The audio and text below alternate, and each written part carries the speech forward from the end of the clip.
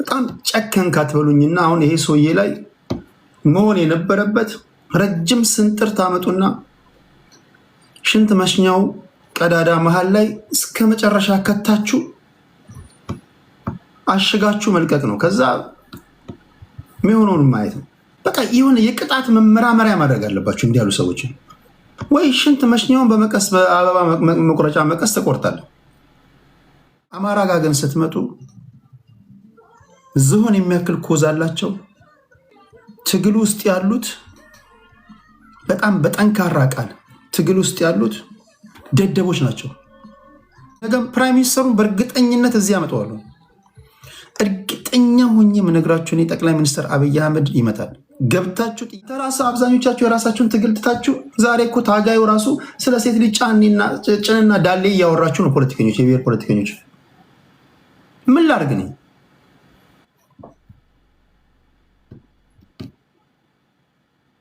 በቃ በተለይ በዚህ ጊዜ ጀዋር የሚዲያ አጠቃቀሙ በጣም አሜዚንግ ነው። ጀዋር ሚዲያ ሲጠቀም ጎበዝ ነው።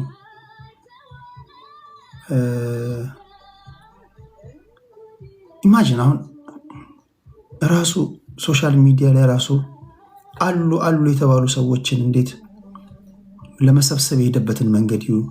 ዲስ ጋይ ኢዝ ኢን ሲሪየስ ቢዝነስ ውስጥ ያለ ልጅ ነው። ፖለቲካ የሙሉ ጊዜ ስራው ነው። ጀዋር ሚዲያ አጠቃቀም ያውቃል። በዚህ መከራከር የለባችሁ። ሁለተኛ ኦፒኒየን ሊደር ነው። ትላንት የነበረውን ያህል ነገር ተጽዕኖ ፈጣሪነት ምናምን ላይኖር ይችላል፣ ግን አሁንም ያንን ድጋሚ ለማግኘት የሚሄድበትን መንገድ ይሁ እና ይህንን አለማድነቅ ንፉግነት ነው። የጀዋርን ብቃትና ስማርትነት በዚህ መንገድ ላይ ሶሻል ሚዲያን ለመጠቀም የሚሄድበትን ርቀት ሶስቱ ኮንትሮል ሚዲያ ዊል ኮንትሮል ኤቭሪቲንግ። ኮንትሮል ሚዲያን ኮንትሮል የምታደርጉ ከሆነ ይሄ ከገባችሁ እኛ ሀገር ከ10 ፖለቲከኞች 6ቱ የሚዲያ ጥቅም አይገባቸውም፣ 7ቱ አይገባቸውም። ለእነሱ ሚዲያ የሚመስላቸው ሱፍና ከረባት አድርጎ ሜንስትሪም ሚዲያ ላይ ቀርቦ እሺ ስምህ ማን ነው ምናምን ኖ። ወጣቱ ያለበት የት ነው? ቴንክ ሎንሊነስ 9ኙ አይገባቸውም። አንዳንዶቻችሁ ሚዲያ ታባክናላችሁ፣ ኦዲየንስ ታባክናላችሁ። ሚዲያ ሀሳባችሁን የምትሸጡበት፣ ሰዎችን የምታሳምኑበት፣ ፕሮፓጋንዳ የምትሰሩበት። ኢማጂን ጀዋር ኤክስትሪም ሌፍት ዊንግ ከነበረበት ወጥቶ ያ ሁሉ ይሰነዘርበት የነበረበትን ትችት ቀልብሶ ድጋሚ በሁሉም ኢትዮጵያውያን ለመደመጥ የሚሄድበትን መንገድ አስቡት። አይዶን ነው እያያችሁት ከሆነ ልጁን ማለት ነው። በሁሉም ኢትዮጵያዊ ለመደመጥ በጣም አስቸጋሪ እኮ ነው። ብቃት የሚጠይቅ ነገር ነው አይደል? ኤክስትሪም ሌፍት ዊንግ ከነበርክበት ወጥተህ ሴንተር ሌፍት መሆን ራሱ ቀላል አይደለም። በፖለቲካ ኮምፕሊትሊ የሽፍት ነው የምታደርገው። ይህን የሄደበትን ርቀት ያንን ዛሬ ጀዋር መሐመድ ቀስ እያለ በአማራው በኦሮሞ ብቻ አይደለም፣ በአማራውም በትግራዩም በሁሉም እየተደመጠ ያለ ልጅ ነው አይደለም? እንግዲህ የኔን ያህል በኢትዮጵያ ታሪክ ሶሻል ሚዲያ ላይ ፖለቲከኞችን ሰብስቦ ያወያየ የለም። እኔ ሀቁ ነው የምነግርህ። በትንታኔ ከጀዋር ጋር ማንስማማው ነገር ብዙ ነገር ሊኖር ይችላል፣ ግን በዚህ ረገድ ይሄ ልጅ አለማድነቅ አይቻልም። እስኪ አንድ ሰው ንገሩኝ ከጀዋር ውጪ ሳይታክት ማለት ነው ጠዋት ማታ ከሰዓት ጠዋት ማታ ከሰዓት ስትሰድበው ስትነቅፈው ስትገፋው ድንጋይ ስትወረውርበት ምናምን ይሄን ሁሉ ከርብጦ ሳይጠፋ ምናምን ድጋሚ ቲክቶክ ላይ መጥቶ ተሰብስቦ መወያየት፣ ማውራት፣ ሀሳብ መሸጥ። እስኪ ከጀዋር ውጪ ሌላ አንድ ሰው ጥራልኝ፣ አንድ ሰው ጥሩልኝ እስኪ። ማለት ተገቢውን እንትን አልሰጣችሁትም፣ ለዚህ ልጅ ተገቢውን ክሬዲት የሰጣችሁት አይመስለኝም። ዛሬ ሌላ ብሔር ውስጥ ያላችሁ ብሔርተኞች 2 ሰው ቢሰድቧችሁ ትጠፋለ። ልክ ነው ልክ አይደለም? 2 ሰው ቢሰድብ ትጠፋለ።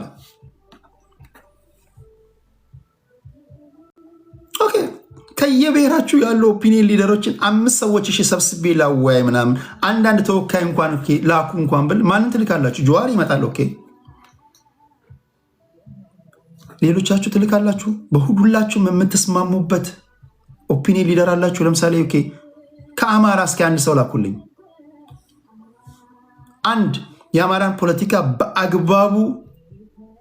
በአግባቡ ሐሳቡን አደራጅቶ ሊናገር የሚችል ሁላችንም የምንቀበለው የምናምነው ነው የምትሉትን እስኪ አንድ ሰው ንገሩኝ።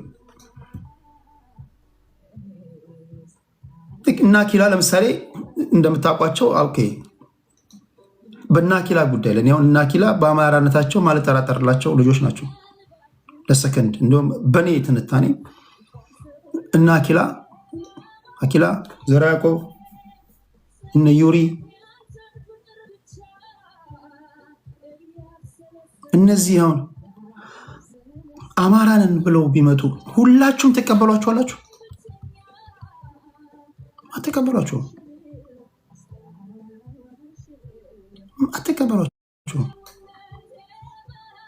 ከትግራይ ጠሩልኝ የምትቀበሉት አለ? ሶሻል ሚዲያ ላይ ኦፒኒየን ሊደራችን ይሄ ነው የምትሉት አለ? ኖ አለ። አሁን እዚህ ጋር የኦሮሞ ልጆችን 7 የኦሮሞ ልጆች አስገብቼ በሶሻል ሚዲያ ላይ አንድ ሰው ተወካይ ላኩ ብላቸው ሁሉም በእርግጠኝነት የምላችሁ ጀዋር ይላሉ። አብዛኞቹ አይሉ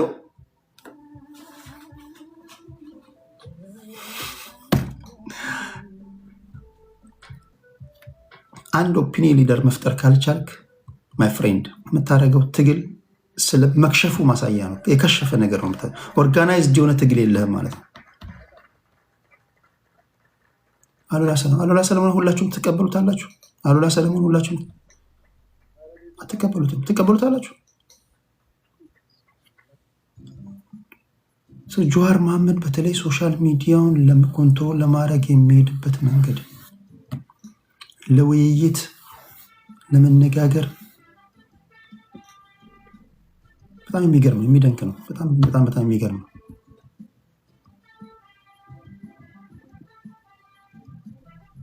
በቃ ምንም ይሄ ቁም ነገር ላይ ያለ ሰው ነው። ምንም ይሄ እንትን አይደለም። እሺ ሌላ ጥያቄ እኔን ብትጠይቁኝ እኔ አማራ አይደለሁም፣ ኦሮሞ አይደለሁም፣ ትግራዋይ አይደለሁም። እኔ የማንኪያ ብሔር ተወላጅ ነኝ። በኮዝ ደረጃ ከጠየቃችሁኝ እንግዲህ የዛሬ 7 ዓመትም 8 ዓመትም ከድሮም ጀምሮ የምታውቁኝ የምናገረው ንግግር ነው። የተቀየረ ቶን የለኝም። ባላችሁበት የብሔር ፖለቲካ የአማራን ያህል ኮዝ ያለው የለም። ሰምታችሁኛል? የአማራን ያህል ዝሆን የሚያክል ኮዝ ያለው ብሔር የለም።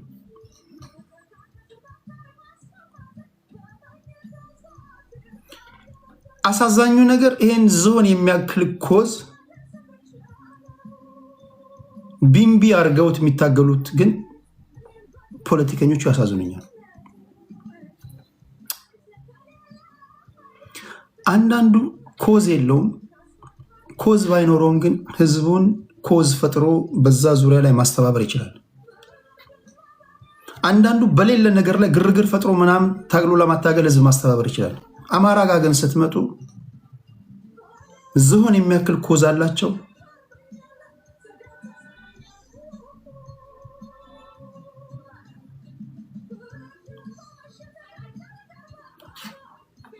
ትግል ውስጥ ያሉት በጣም በጠንካራ ቃል ትግል ውስጥ ያሉት ደደቦች ናቸው። ግልጽ ነው። ሰው የመጀመሪያው ነገር እነዚህን ደደቦች ማጥራት አለባችሁ። ሲሪየስ የሆነ ነገር ነው። ይህን ዝሆን የሚያክል ነገር አሳንሰው ቢምቢ የሚያደርጉብን ደደቦች ከፖለቲካው ዓለም ማጽዳት አለባችሁ። እንዳለመታደል ሆኖ ግን አየሩን የያዙት ደደቦቹ ናቸው። ልክ ነው። ልካርዶ ልክ አየሩን የያዙት ምኖች ናቸው። ሰው ደደብ አጀንዳን ሲይዝ ዝሆን የሚያክለው ኮዝ ቢምቢ ነው የሚያክለው ማለት ነው።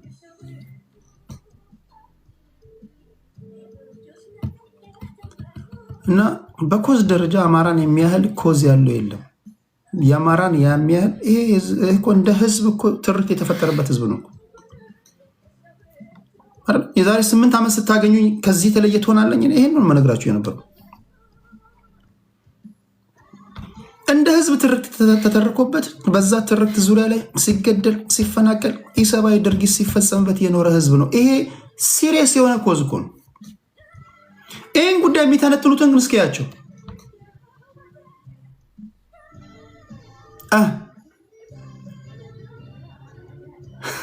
እሺ። ለማንኛውም ውይይት መሳተፍ ለምትፈልጉ ሰዎች በውስጥ ጻፉልኝ። አይ ቲንክ ጥሩ ውይይት ይሆናል። በጣም አሪፍ ውይይት ይሆናል። ለሁላችሁ ቅድሚያ ለማውቃችሁ እድል ሰጣችኋለሁ። ጨዋ ሰው መቼስ ጨዋ ነው። ጨዋነት ነገም ፕራይም ሚኒስተሩን በእርግጠኝነት እዚህ አመጣዋለሁ። እርግጠኛ ሆኜ የምነግራችሁ እኔ ጠቅላይ ሚኒስትር አብይ አህመድ ይመጣል። ገብታችሁ ጥያቄ ግን እንድጠይቁ እድል የምሰጣችሁ ሰዎች በደናው ጊዜ ማያችሁ ሰዎች ናቸው። ልክ ነኝ። እንግዳ ሲመጣ ትላልቅ ፖለቲከኞች ሲመጡ ወይ ሰዎች ጋር ሲሄድ ምናምን የምተማመንባችሁን ሰዎች እኮ ነው የማስገባው። ተሳዳቢ ላስገባ አልችልም አይደል? የሚያሳቅቅ ሰው ላስገባ አልችልም። ስርዓት ያስፈልጋል። የምትናገሩት ንግግር ክብር ያስፈልጋል። ኤግዛክት። እኔ በክብር ጉዳይ አልደራደርም። ማንም መጣ ማንም የሀሳብ ልዩነት ቢኖራችሁ የምትናገሩበት፣ የምትጠይቁበት፣ የምትከራከሩበት ጉዳይ መሰዳደብ የለብንም። አጸያፊ ነገር መነጋገር የለብንም። እኔ በዚህ ጉዳይ ላይ ጥብቅ እንትን ያለኝ እንደምታውቁኝ እኔ የገዢው ፓርቲም ደጋፊ አይደለሁም፣ የተቃዋሚ ፓርቲም ተቃዋሚ አይደለሁም። እዛ ጋ ያለውን ነገር ልቦና ያሳየኝ ነው የምናገረው።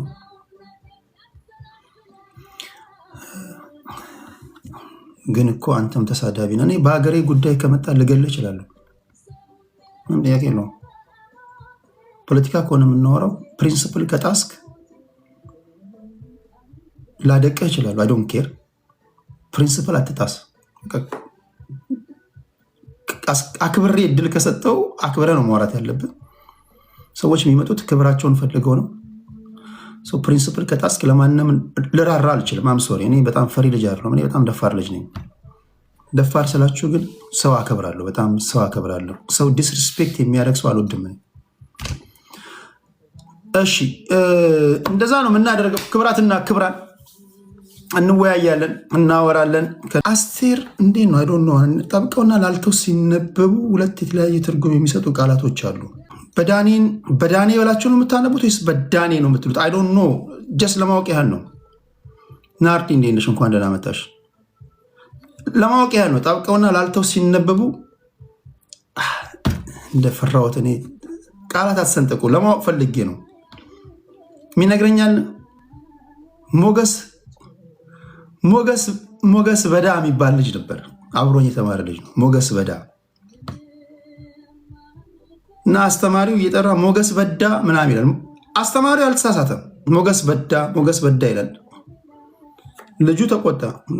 ቲቸር ምንድነው ሞገስ በዳ ነው ስም ያለ እና ታዲያ በላይ መቆየት እንዳለብኝ አልነግረኝም እንዲ ያለ። ለዚህ መፍትሄ ያላቸው ክቡር ዶክተር አዲስ አለማየሁ ናቸው። በኢትዮጵያ የስነ ጽሁፍ ታሪክ ውስጥ ጠብቀውና ላልተው ለሚነበቡ ቃላቶች እንዴት መጻፍ እንዳለብን አስቀምጧል። ለምሳሌ አንድ ጭረት ካደረጋችሁ አላልታችሁ ነው የምታነቡት። ሁለት ጭረት ከሆነ ጠብቀው ነው የሚነበበው ይላሉ በመጽሐፋቸው ውስጥና ጠብቀውና ላልቶ ሲነበብ ሁለት የተለያየ ትርጉም ለሚሰጡ ቃላቶች ያሉባችሁ ለምሳሌ እንደ ሞገስ በዳ አይነት በጠብቆ ነው መለበብ ያለበት ብላችሁ ካሰባችሁ ስጽፉ ሁለት ጭረት አድርጉ። አማርኛ አጻጻፍ እንደዛ ነው። ላልቶ እንዲነበብ ከፈለጋችሁ አንድ ጭረት አድርጉ። ጠብቆና ላልቶ ሲነበብ ሁለት አይነት ትርጉም ያለው ስም ያላችሁ ሰዎች ይህን ነው መጠቀም ያለባቸው። አማርኛ አዋቂዎች በአግባቡ ይነግሯቸዋል። ስለዚህ በዳና በዳ ይለያያል አይደል? ግራ ሊገባኝ ይችላል አንዳንዴ። ይሄ ነገር ጠብቆ ነው ላልቶ ነው የሚነበበው የሚለው ማለት ነው። ስለዚህ በአስቴርም ጉዳይ እንደዛ ነው፣ ግራ አጋባኝ። ለማንኛውም ለዘላቂ ሰላም አስቴር በዳኔ እሷ የተናገረችውን ቪዲዮ ደርሶኛል። ወደ በኋላ አካባቢ በሚኖርን ፕሮግራም ላይ አቀርብላችኋለሁ።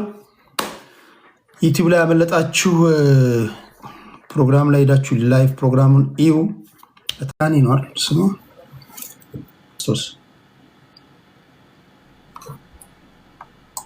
እሱ ራሱ ጤነኛ ነው? የዚህ ሰውዬ ታሪክ መምህር ነው። በሕክምና የተረጋገጠ ችግር ያለባትን ተማሪ የአእምሮ ችግር አለባት አስገድዶ ደፈራት። የአእምሮ ህመምተኛ በሆነች ሴት ላይ ያስገድዶ መድፈር ወንጀል የፈጸመው ይህ መምህር በእስራት ተቀጣ ይላል። ድርጊቱ የተፈጸመው በቡርጂ ዞን ሶያማ ከተማ 01 ቀበሌ የለበሰችውን ቀሚስ ወደ ላይ በማጠፍ እንዳትተነፍስ በማድረግ ጉዳት ላይ በሆነች ሴት ላይ የመድፈር ወንጀል የፈጸመው መምህር በእስር ተቀጣ ይላል።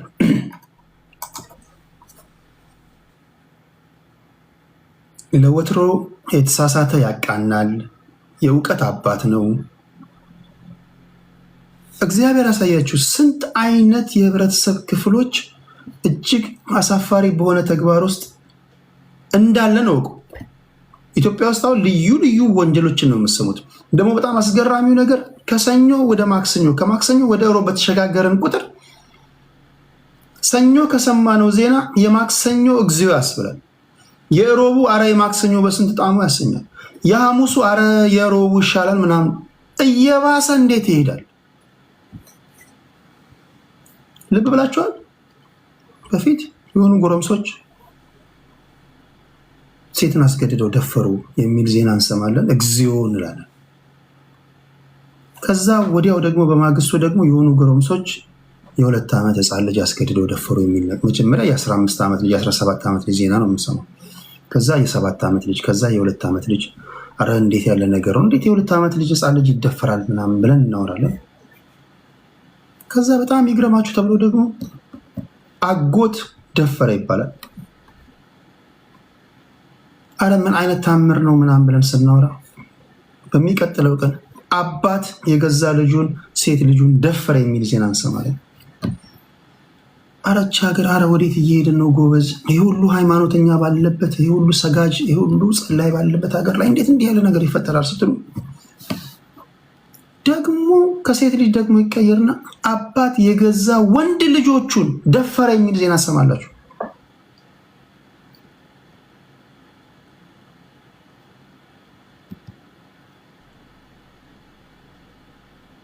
ይሄ ምንድን ነው?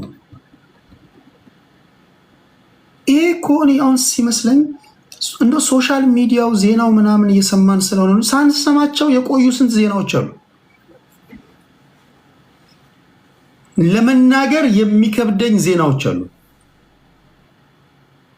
እግዚአብሔር ምስክሬ ነው። ለመናገር የሚከብደኝ ዜና አለ። ከዛ መምህሩ ራሱ የአእምሮ ህመምተኛ ማለት በቃ ምንም ማገናዘብ አትችልም፣ በቃ ችግር አለባት ተብሎ የተነገረችን ሴት ቀሚስሽን ወደ ላይ ሰብስቢ ብሎ አንድ መምህር ከደፈረ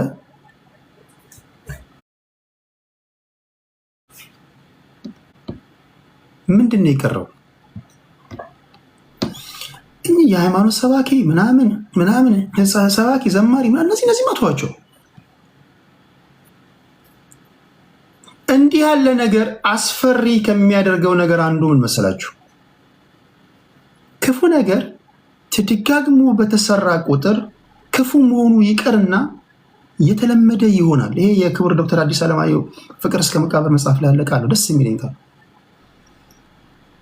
አሁን እርግጠኛውን የምነግራችሁ የሆኑ ጎረምሶች የ17 ዓመት ሴት ልጅ ደፈሩ ምናምን ቢባል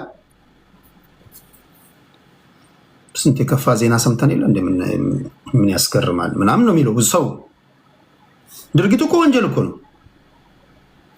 አስገድዶ መድፈር እኮ ወንጀል እኮ ነው። ባደጉት ሀገራት አይደለም አስገድደ መድፈር፣ ሴት ልጅ ሳትፈልግ ማናገር ራሱ የሚፈጥርብህ ነገር ታውቃለህ። ነገር ግን ክፉ ነገር በተደጋግሞ በተሰራ ቁጥር እየለመድ ነው መጣ። ለምሳሌ የመጀመሪያ ጊዜ ዜጎች ታገቱ ምናምን ሲባል እንዴት ነበር ስንጮህ የነበረው? ኢትዮጵያ ውስጥ ዜጎች ታገቱ? የት አካባቢ? ኧረ በስመ አብ እነማን ናቸው ምናምን እንል ነበር። 2 ሰዎች ታገቱ ምናምን ሲባል ከዛ 10 ሰዎች ታገቱ፣ ከዛ 7 ሴቶች ታገቱ፣ 7 ሴቶች 4 ወንዶች ምናምን። አሁን ባለንበት መኪና ሙሉ ተሳፋሪዎች እየታገቱ ከእንትን አካባቢ ወደ እንትን አካባቢ ይጓዝ የነበረ ሎንቺና መኪና ወይም ደግሞ ካቻማሌ ከሾፌሩ ጭምር ታገተ የሚል ዜና ነው የምንሰማው። አሁን ይህን ዜና የሰሙ ሰዎች ነገ አሁን እኔ መጥቼ እንትን አካባቢ 2 ሰዎች ታገቱ ብላችሁ ትገረማላችሁ? መኪና ሙሉ ሰው ታገተ የሚል ዜና ሲሰማ የዋለ ሰው እርግጠኛ ድርጊቱ እኮ ወንጀል እኮ ነው። ነገር ግን ስለተለማመድ ነው ምን ታካብዳል? 2 ሰው ታገተ ምናምን ልትሉ ይችላላችሁ።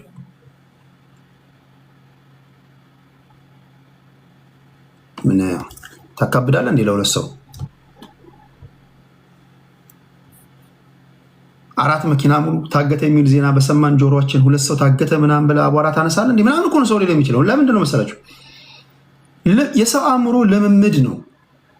አሁን እኛ ተደፈሩ የሚሉ ዜናዎችን በተደጋጋሚ እየሰማን እንዲህ ነገሮች አፋጣኝ እርምጃ ይወሰድባቸውም፣ ይሄ ሰውዬ ይያዛል፣ ከዛ በኋላ ማስተነው ምናምን ተብሎ የቅጣት ማቅለያ ተብሎ ወይ 5 ዓመት ይታሰራል ወይ 7 ዓመት ይታሰራል።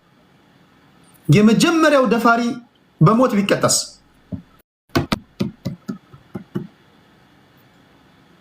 መቀሌ ላይ የደፈረውን በሞት ብትቀጣ ሙያሌ ላይ ያለው ይፈራል።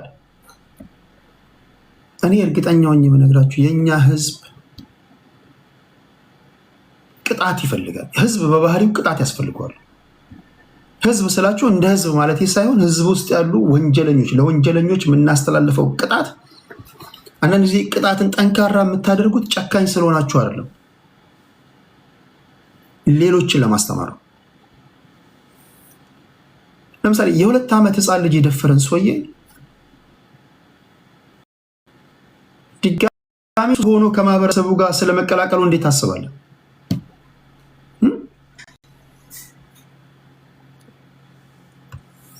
ቅጣቱ በጣም ጠንካራ መሆን መቻል አለበት። ይህ የሚያሳያችሁ የህጉን ክፍተት ነው። ለማንኛውም ይሄ ሰውዬ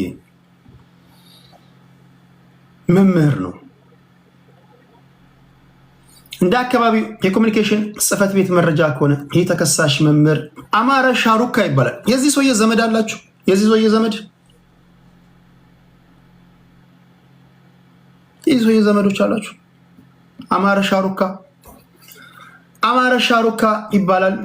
ግንቦት 28 ቀን 2018 ዓ.ም ከረፋዱ 4 ሰዓት ተኩል በሚሆንበት ጊዜ የአእምሮ ህመም ያለባትን ሴት ክፉና ደጉን ለይታ ማታቅ መሆኗ የተመሰከረላት ወይም ደግሞ የሕክምና ማረጋገጫ አላት ራሷን መከላከል የማትችል ሴት ያለ ፍላጎቷ በግድ የግብረ ስጋ ድፍረት ወንጀል መፈጸሙን በክስ መዝገብ ላይ ለማየት ተችሏል።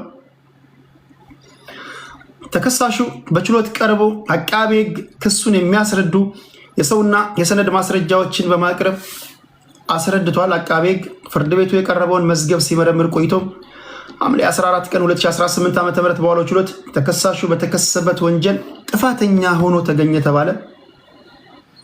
ግራ ቀኙን ፍርድ ቤቱ ተመለከተ። የቅጣት ማቅለያ ማክበጃ ምክንያቶችን ተቀብሎ ተከሳሽን ያስተምራል። አሁን ይህ ሰውዬ ያስተምራል። እንግዲህ ይሄ ቃል ሆነ በጣም የሚገርመኝ ይሄ ሰውዬ ከዚህ በኋላ ባይማርስ ደግሞ ሊማርም አይችልም። ይሄ ሰውዬ ይህን ያህል ዓመት ዕድሜ ኖሮ የትልቅ ሰውዬ ተውት።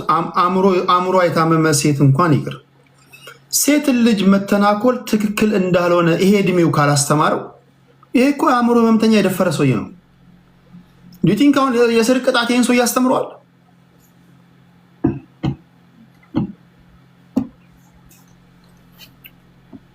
ለማንኛውም ይህ ሰውዬ የቅጣት ማቅለያ ማክበጃዎች ከግራ ቀኝ ታዩበት ሊማር ይችላል በሚል የ15 ዓመት እስራት ተፈረደበት ነው የተባለው። 15 ዓመት አመክሮ ምናምን ይኖረዋል። ያን ከጨረሰ በኋላ ይወጣል፣ ከማህበረሰቡ ጋር ይቀላቀላል።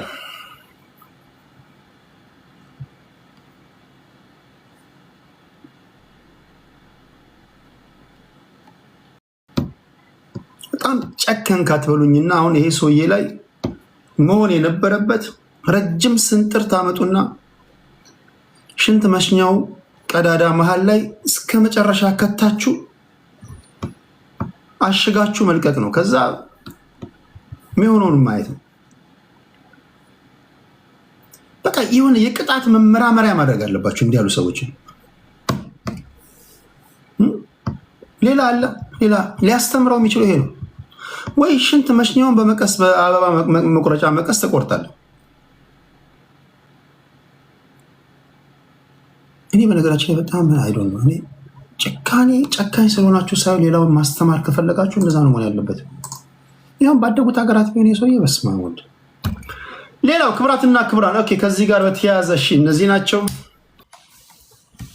ኢትዮጵያ ውስጥ አስተናጋጆች ለከፋ ህይወት እየተዳረግን ነው ይላሉ። የተለያዩ አስተናጋጆችን የጠየቁ ሰዎች ባደረሱት ሪፖርት መሰረት በተለይ ኢትዮጵያ ውስጥ ሂሳብ የምትከፍሉበት መንገድ አሁን በኢትራንስፈር ነው ወይም ደግሞ ይሄ በሞባይል ባንኪንግ ነው የሚሉት። ኢትዮጵያ ውስጥ ያሉ ሰዎች ምግብ ይበላሉ፣ በሞባይል ባንኪንግ ነው ኢትራንስፈር የሚያደርጉት። ከዚህ ቀደም የወረቀት ገንዘብ ነበረ። አስተናጋጆች ካስተናገዱ በኋላ የምትጠቀሙትን ከተጠቃቀማችሁ በኋላ ሰዎች ሂሳባቸውን ከፍለው ቲፑን ወይም ደግሞ መልሱን የያዙት ምናምን ይሉ ነበር። አሁን ግን የሞባይል ባንኪንግ ከመጣ በኋላ እነዚህ አስተናጋጆች እየተባባሰ ከመጣው ከኑሮ ውድነት ጋር እንድንጋፈጥ ሆኗል። የሚመለከታቸው አካላቶች ትኩረታቸውን ያደርጉልን ይላሉ። ሰው የተጠቀመውን ከነሳንቲሙ ከፍሎ ነው የሚሄደው። ሂሳቡ 20 ብር ከ05 ሳንቲም ከሆነ 20 ብር ከ05 ሳንቲም ነው ትራንስፈር የሚያደርጉት። ይህ ደግሞ አስተናጋጆች ሊያገኙ የሚችሉትን ጥቅም እያስቀረባቸው ነው።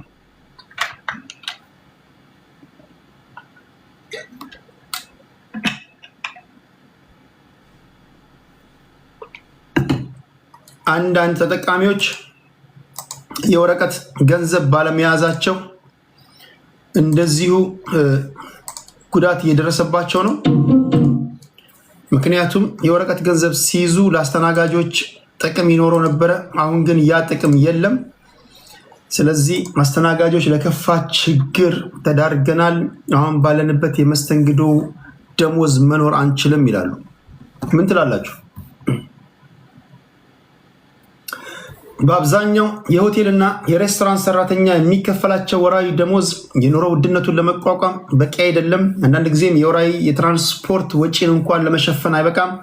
ይህ ደግሞ አስተናጋጆች ከደንበኞች ቲፕ ጉርሻ ያገኙ ነበር በሚል ምክንያት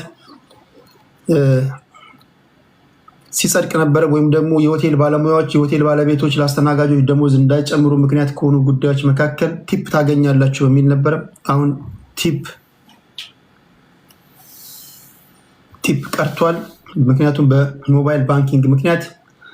ስለዚህ ይሄ የዲጂታል አገልግሎት የተሸጋገረ የመጣው የክፍያ ስርዓት ደንበኞች ጥሬ ገንዘብ የመያዝ ልምዳቸው እየቀነሰ በመምጣቱ አስተናጋጆች ወይም ደግሞ በመስተንግዶ ሙያ ላይ ያሉ ወንድም እህቶቻችን ለከፍተኛ ጉዳት እንደዳረጋቸው ነው የተናገሩ የሚገኙት። የሆቴል ባለሙያዎች የሆነ ነገር ማድረግ አለባችሁ፣ ደሞዛቸው በቂ አይደለም። ደሞዛቸው በቂ አይደለም። የምትጠቀሙ ሰዎች ወደ ሆቴል ስትሄዱ ጠይቀው ነበረ። ለአስተናጋጆች በራሳቸው ሞባይል ቲፕ መስጠት ይቻላል ወይ ተብሎ ተጠይቆ ነበረ። ነው ሆቴሎች አይፈቅዱም። አሁንም በሞባይል ባንኪንግ ላይ ቲፕ ይሰጣል ትላለች ናና። አብዛኞቹ ግን ቲፕ አይሰጣቸውም። ቲፕ ቢሰጣቸውም ቀጥታ በሞባይል ባንኪንግ ገንዘብ ስትልኩ ገንዘቡ የሚሄደው ወደ ሆቴሉ ባንክ ወይም ደግሞ ወደ ሆቴሉ ባለቤት አካውንት ነው የሚሄደው መሰለኝ። ስለዚህ አስተናጋጆች ምን ያህል ቲፕ ተሰጣቸው ይሄን አያውቁም። ብቸኛው የኑሮ ውድነትን እንዲቋቋሙ ሊያደርጋቸው የሚችለውን ቲፕ እያስቀረባቸው ስለሆነ አንዳንዶች አልቀረም ይላሉ። ያልቀረባቸው ቦታዎች ካሉ ጥሩ ነው። አንዳንድ ቦታዎች ላይ ግን የሆቴል ባለቤቶች ለአስተናጋጆች በስልክ በሞባይል ባንኪንግ በራሳቸው ቲፕ እንዲሰጥ አይፈቅዱም። እሺ የዚህ ሰውዬ ጉድ ደግሞ ሌላ ነው። ይሄ ሰውዬ ዛሬ በሶሻል ሚዲያ በሰፊው መነጋገሪያ የሆነ ሰውዬ ነው። እንዲህ ተወጣጥሮ የምታዩት ሰውዬ ፍሬንድ፣ ስፖርት የምትሰሩት ለጤናችሁ ነው መሆን ያለበት። አይ ዶንት ኖ ኢትዮጵያዊ ስፖርት ሲሰራ ሰውን ለመደብደብ አእምሮ የሚያስበው እንደዛ ነው። ከ10 ኢትዮጵያዊ 8ቱ ብረት የሚያነሱ ሰዎች ከሰው ጋር ተደባደቡ ይላቸዋል። ባደጉት ሀገራት ሰዎች ቁመናቸው እንዲያምር ሲለብሱ እንዲያምርባቸው ጤናቸውን ለመጠበቅ ነው ስፖርት የሚሰሩት። እኛ ሀገር ላይ እንደዚህ ሰው የምትወጣጠሩ ሰዎች ለምንድነው ሰው ላይ ሰንዝር የሚያሰኛችሁ? ስፖርት ስትሰሩ ለምንድነው አእምሯችሁ የሚጠበቁ? እኔ አንዳንድ ጊዜ ይገርመኛል። መስታወት ጋር ይቆማሉ እንዲህ ምናምን ይላሉ።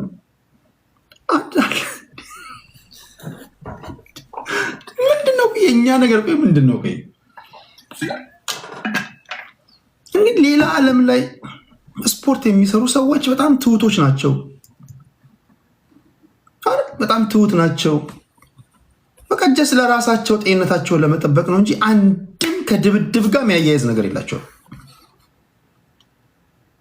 እኛ ሀገር እሳ ትንሽ ብረት ይገፋል፣ ደረቱ ያብጣል፣ እንዲህ ምናምን እያለ ሄዳል። እያንዳንዱ ሰው ከሱ ያነሰ እንደሆነ ነው የሚታየው። እንደ ሳኮ ነው የምንታያችሁ። ሰንዝርበት ነው የሚላችሁ። ምንድን ነው ግን? ለምንድነው እኛ ከሌላው ዜጋ ሁሉ የተለየ ነው የምንሆነው በሁሉም ረገድ? እስኪ ትንሽ ስፖርት የሚሰራው ሰውዬ ዝም ብላችሁ ይዩት። አሁን እዚህ ቲክቶክ ላይ እንኳን ልትገናኙ በማትችሉበት ቦታ ላይ እንኳን ሆናችሁ ስክሪኑን በቦክስ ለመምታት ምናምን ይቃጣችኋል። ምናምን በውይይት አያምኑም። በጉልበት ነው የሚያምኑት። ምናምን መንገድ ላይ ሲራመዱ ያዋቸው ይገላመጧቸዋል። ስፖርት እኮ ሰውን ለመገላመጥ አይደለም እኮ የምትሰራው እኮ። ታዲያ ይሄ ሰውዬ ጓደኛ ነበረችው። ከዛ አልተግባቡም፣ ተለያት። እንደደረሰኝ የፖሊስ ሪፖርት ከሆነ ይሄ ሰውዬ የተለያትን ሰውዬ ሌላኛው ያገባል። ሲያገባ ኢዳው እንዳልኳቸው ስፖርት ምናምን የሚሰራ ነው። እንዴት እኔ የፈተዋትን ሚስቴን ታገባለህ በሚል ገደለው ያኛውን።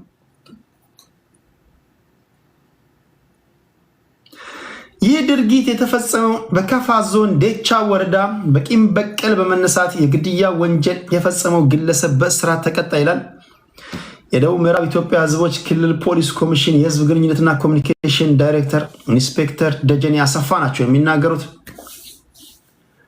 ተከሳሽ አብዲሳ አጥቦ የተባለ ሲሆን የግል ተበዳይ የሆነውን ግለሰብ እኔ የፈተዋትን ሚስት አንተ እንዴት ታገባለህ በሚል ጫካ ውስጥ ተደብቆ በመጠበቅና በመደብደብ የግድያ ወንጀል መፈጸሙን ተናግሯል። ቆማ ትቅር ወይ? እውነት እኮ ነው። ቆማ ትቅር ወይ? ኤክሶች ብዙ ጊዜ ይናደዳሉ። እንደምታውቁት በቃ ብዙ ጊዜ ለምን እንደሆነ አላውቅም ይናደዳሉ። ማንም የጣለውን ሲያነሱበት አይወድ የሚባል ነገር አለ። በቃ ካልተመቸች ለአንተ ባህሪ ደግሞ የምትመቸዋል ሌላዋን ደግሞ ትይዛለህ። እሷ ደግሞ ለራሷ ባህሪ የሚመቻትን ደግሞ ሌላዋን ትይዛለች። ብትችል መንገድ ላይ በምትገናኙ ሰዓት አይ ሰላም ነሽ እንዴት ነው ምናምን ትባባላለህ። ግቡ ምንድን ነው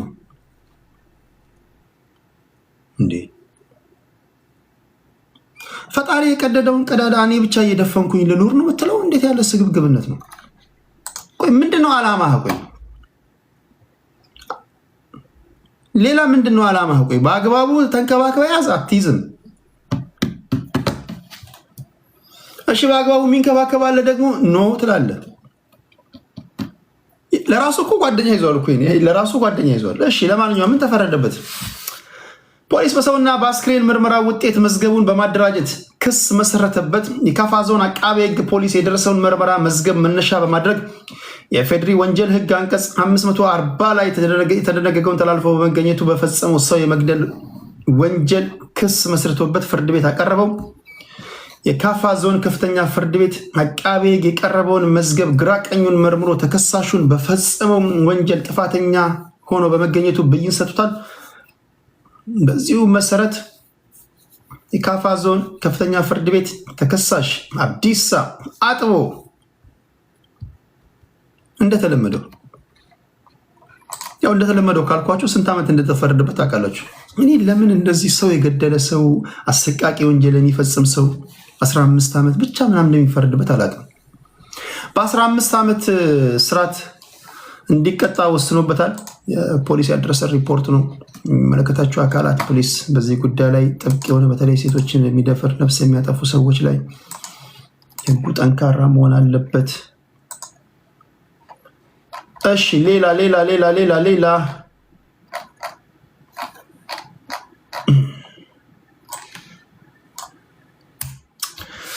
የቅዱስ ጳውሎስ ሆስፒታል ከሐምሌ 17 ጀምሮ ነፃ የጤና ምርመራና ሕክምና አገልግሎት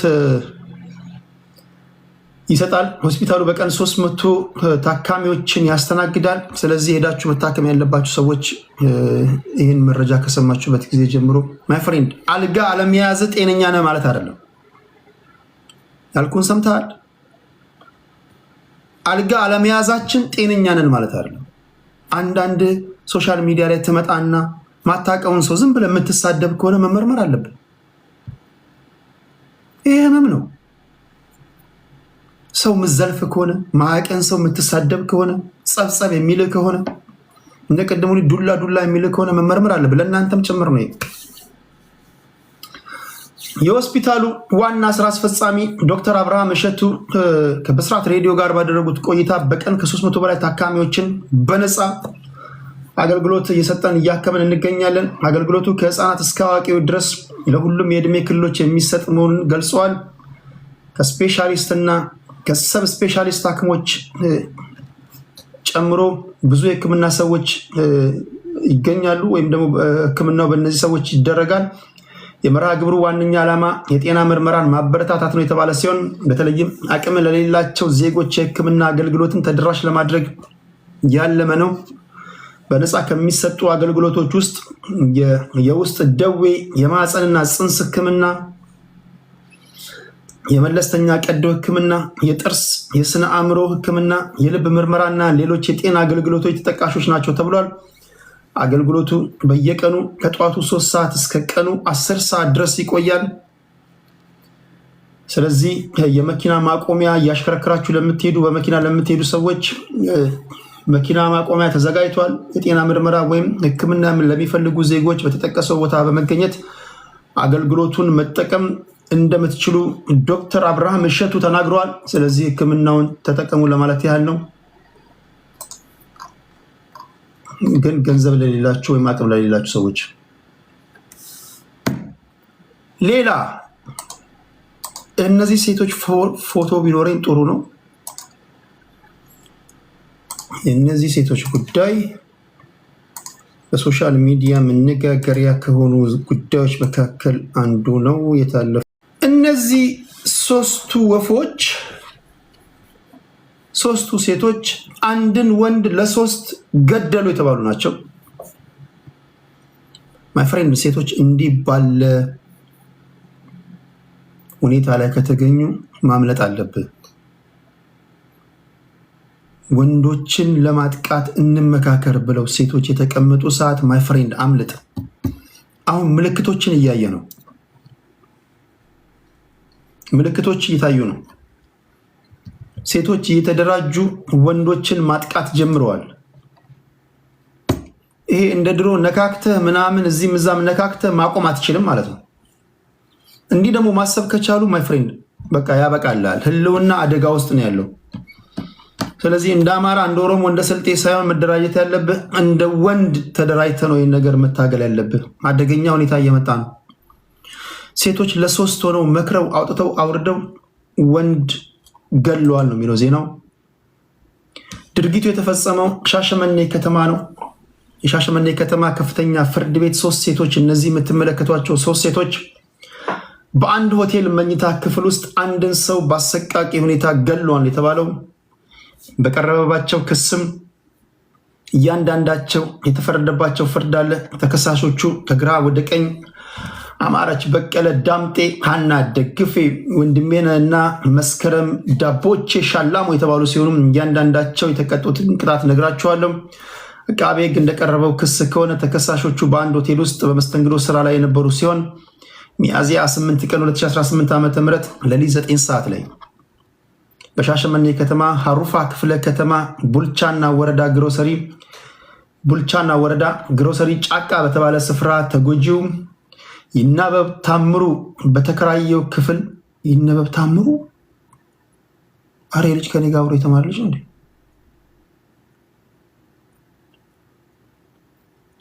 ይነበብ ታምሩ በተከራየው ክፍል ተኝቶ ባለበት ጊዜ በሩን ከፍተው በመግባት በጋራ ገድለውታል ነው የሚለው ፖሊስ። እነዚህ 3ቱ ሴቶች በክሱ መሰረት የመጀመሪያው ተከሳሽ የተጎጂውን አፍና አፍንጫ በልብሷ በመሸፈን እንዳይተነፍስ አድርጓለች። ሁለተኛዋ ልብሷን እንዲያርጋ ስታፍነው ለሌላ ነገር የፈለገችው መስሎት አባው የኛው ዘር ይህኔ ሰምጦ እኮ ሊሆን ይችላል። ልብሷን ከፍ አድርጋ ጭንቅላቱን ስታስገባው እሱ ሌላ ነገር መስሎት ይሆናል። ለማንኛውም በራሷ ልብስ ታፍነዋለች። አፍና አፍንጫውን እንዳይተነፍስ አደረገችው። ሁለተኛዋ አንገቷን በእጁ በመጨበጥ አነቀችው ነው የሚለው። ሶስተኛዋ ደግሞ እጆቹንና እግሮቹን በመያዝ እንዳይንቀሳቀስ በማድረግ ገድለውታል። አገዳደላቸው ለግድያ የሚዳርግ ነው። በስለት በምናምን ወቅተው ተኩሰው ምናምን ካልሆነ በልብሱ አስገባችው ውስጥ ይሉንታ ያዘው ውስጥ ገባ። ሌላ ነገር ነው የመሰለው። ምናልባትም እንዲህ ያለ ሲሳይ ኬት ነው የመጣልኝ ምናምን እያለ ሊሆን ይችላል። ከዛ አንደኛው አንገቱን ያዘችው፣ ሌላኛው እጅና እግሩን ይዛ እንዳይንቀሳቀስ አደረገችው ነው። ይሄ በፈቃደኝነት የሞተ ይመስለኛል እንጂ በፈቃደኝነት ነው የሞተው እንጂ።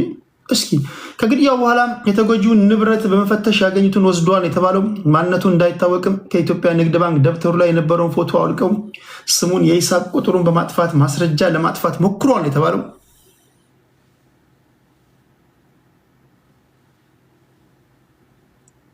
እኔ አልገባኝም። እንዴት ነው 3 ሴቶች ሳይተኩሱ ስለት ሳያወጡ በዱላ ሳይመቱ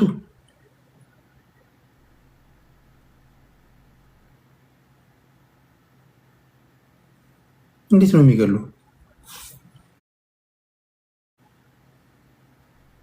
ሴሰኝነትና ይሄ አመንዝራ ስሜት አነሳስቶ ልብሷ ውስጥ ስታስገባ ሌላ ነገር አስበህ ካልሆነ ተዘናግተህ ካልሆነ በስተቀር ይሄው አንድም ስለት አልተጠቀሙም፣ ሽጉጥ አልተጠቀሙም። ሴቶቹን ስታቸው ይሄው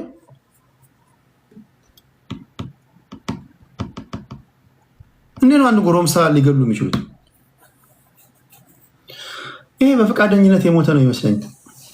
ለማንኛውም እሱ ይጣራል። እሺ ከግድያው በኋላም ተጎጂው ንብረቱን ፈትሸው ወስደዋል የተባለው እያንዳንዳቸው የ20 ዓመት ጽኑ እስራት ተፈርዶባቸዋል ነው የሚባለው። ይህን ካደረጉ በኋላ ተጎጂው ራሱን እንዲያጠፋ እንዲመስል አንገቱና እግሮቹን በገመድ አስረው በሩን ዘግተው ቦታውን ለቀው መሄዳቸው ተረጋግጧል ነው የሚባለው። እንዲህ ካለ ነገር እግዚአብሔር ይጠብቃችሁ። ለማንኛውም በሀገራችን ጉዳይ ላይ የተፈጠሩ ከማህበራዊ ጉዳይ እስከ ፖለቲካዊ ጉዳዮች እነዚህ ናቸው። ክብራትና ክብራን ያ ሴትነታቸውን ተጠቅመው ነው አዘናግተው እንትን ያሉት። ሴትነታቸውን ተጠቅመው ምናምን ነው እንጂ ስለት አልተጠቀሙም። እንደ ወንዶች እንደምናደርስባቸው አገዳደል አይነት የጭካኔ ምናምን አይደለም። የጭካኔ ምናምን አይደለም። እሺ ሴቶች ሲገሉ ግን 20 ዓመት፣ ወንዶች ሲገሉ 15 ዓመት። ይሄ ትክክለኛ ጥያቄ ነው? ይሄ ትክክለኛ ጥያቄ ነው? ያ ትክክለኛ ጥያቄ ነው። ወንዶቹ በአሰቃቂ ሁኔታ ሲገሉ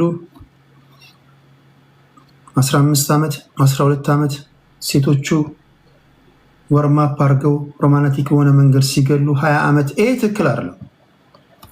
እናት ያነሳሽው ሀሳብ ማንም ያላነሳውን ሀሳብ ነው ያነሳሽው። ወንዶቹ በጭካኔ በስለት በምናምን ወቅተው ምናምን ሲገሉ 15 ዓመት 12 ዓመት፣ ሴቶቹ ደባብሰው ምናምን ቀስ አድርገው አስተኝተው ሲገሉ 30 ዓመት 20 ዓመት። ይሄ ትክክል አይደለም። ድምፅ መሆን አለባችሁ። የኔ ኃላፊነት ዜናዎችን ወደ እናንተ ማምጣት ነው። የእናንተ ኃላፊነት ትግል ማድረግ ነው። እሺ፣ መታገል የእናንተ ድርሻ ነው። ሌላ ጥያቄ አለ?